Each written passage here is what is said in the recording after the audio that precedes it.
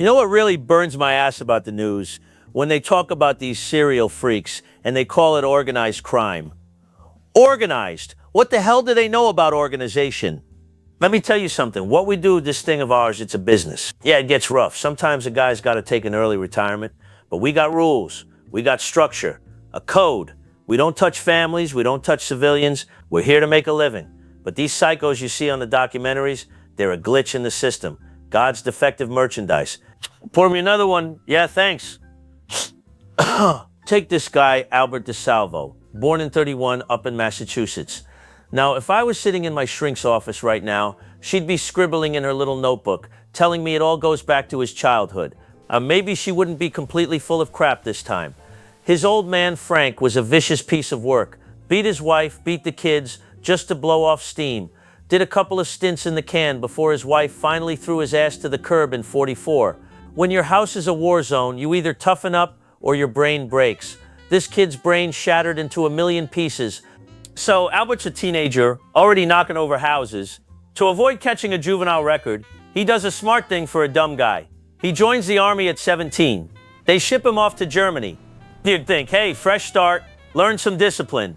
Nah, he marries a German girl, brings her back stateside, and gets stationed right in our backyard. Fort Dix, Jersey.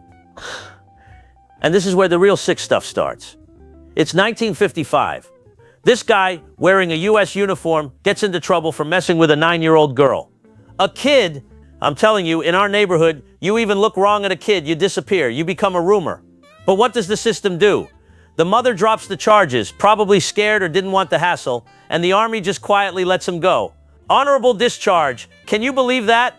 He goes home and things with the wife ain't great. The guy's wires were completely crossed. He's demanding she perform her wifely duties 5-6 times a day. I mean, I appreciate a beautiful woman, but Jesus Christ, when did the guy sleep? When did he earn a paycheck? She tells him to take a walk and he screams that she's frigid. Then they have a kid in '58. Money is tight, so what does this genius do? Goes right back to breaking into houses. He gets pinched twice for burglary. Both times, the judge hands him probation. The justice system is a beautiful joke. Then he gets creative. Up in Massachusetts, this guy becomes the measuring tape man. He puts on a nice suit, knocks on doors, and tells these women he's a talent scout for a modeling agency. And people are so gullible, they let this total stranger into their living rooms. He pulls out a tailor's tape measure and starts taking their measurements, using it as an excuse to put his hands all over them. A few women got smart, kicked him out, and went to the cops. But get this, the cops sat on their hands. Nobody was bleeding, nobody was going to the hospital, so they put it at the bottom of the pile. Meanwhile, if I go out for a plate of ziti with my captains, the FBI parks 3 surveillance vans outside the restaurant. They got their priorities completely backward. Finally, in 1960, Cambridge PD catches him doing a regular break-in, and the idiot spills his guts about the tape measure scam. They charge him with assault, lewd conduct, you name it.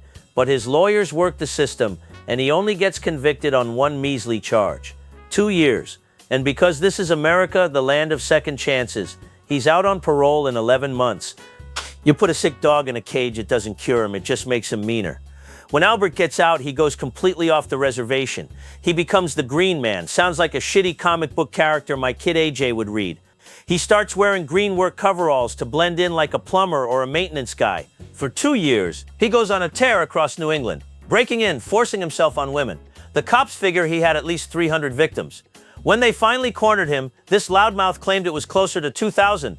2,000? Vickies down at the ports don't move that many crates in a year. He was lying to make himself look like a big shot, but still, sometimes he'd hit half a dozen women in 4 different towns in a single day. But here's the kicker.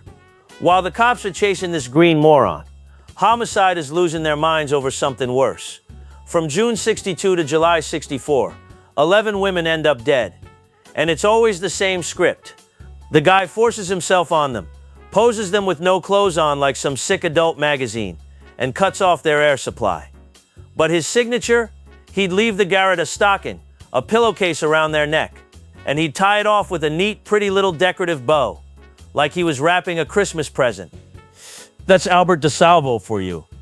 People watch movies about the Mafia and they think we're the monsters, but we're predictable. If you don't owe us money and you stay out of our business, we'll buy you a drink. It's the guys like Albert you gotta watch out for.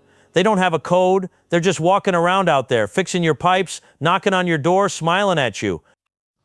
Bartender, hit me again. And turn on the game. I'm done talking about this garbage.